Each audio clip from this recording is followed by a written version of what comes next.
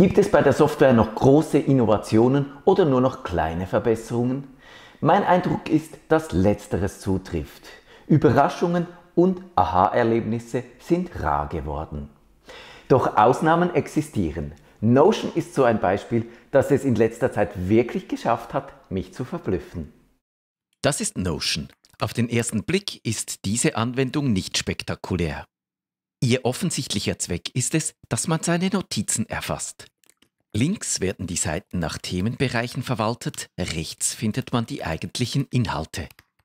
Hier eine kurze Liste als Gedankenstütze und hier ein langer, formatierter Text.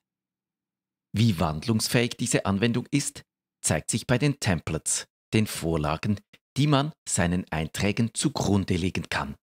Es gibt unzählige Vorlagen in diversen Kategorien. Das ist eine bebilderte Aufgabenliste, hier ein Notizbuch oder hier eine Vorlage, mit der man seine Doktorarbeit plant, inklusive Zeitplan. Bereits da zeigt sich der nicht gerade bescheidene Anspruch von Notion. Diese Anwendung will für jegliche Informationen gerüstet sein, von der kleinen Einkaufs- oder To-Do-Liste bis hin zur großen Wissenssammlung für eine einzelne Person oder ganze Teams. Und trotz dieses hehren Ziels ist die Anwendung erstaunlich übersichtlich und einfach zu benutzen. Wie vielseitig Notion ist, zeigt sich beim Drücken der Schrägstrich-Taste. Es erscheint eine Liste mit den sogenannten Blöcken. Das sind inhaltliche Elemente, die wie Legosteine funktionieren und die man nach Belieben und Bedarf kombiniert. Es gibt Blöcke für normalen Text, Unterseiten, To-Do-Listen, Zitate, Links. Die Auswahl ist beachtlich und sie deckt viele Einsatzgebiete ab. Sie können auch mit Datenbanken arbeiten, wenn Sie Informationen in unterschiedlicher Form und auf mehreren Seiten verwenden möchten. Sie können diese Bausteine über die Liste auswählen, schneller geht es aber, wenn Sie den Namen tippen, zum Beispiel Remind, wenn Sie einer Notiz eine Benachrichtigung hinzufügen möchten, damit Sie die Software zum angegebenen Zeitpunkt an etwas erinnert. Und praktisch ist auch das. Mit dem Webclipper speichern Sie Informationen aus dem Web mit wenigen Klicks in Ihrer Informationssammlung.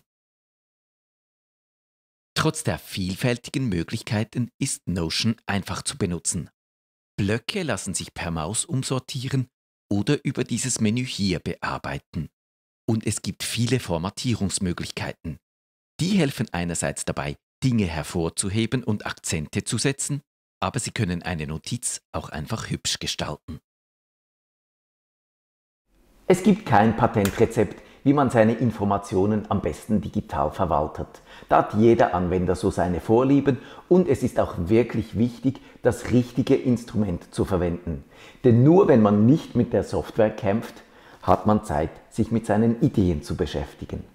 Notion kommt für mich diesem Anspruch recht nahe und ist darum einen Augenschein wert. Sie können Notion im Browser benutzen. Es gibt auch Apps für die mobilen Geräte und für Windows und Mac. Für die private Nutzung ist die Anwendung kostenlos. Preispläne für Profis und Teams beginnen bei $4 im Monat.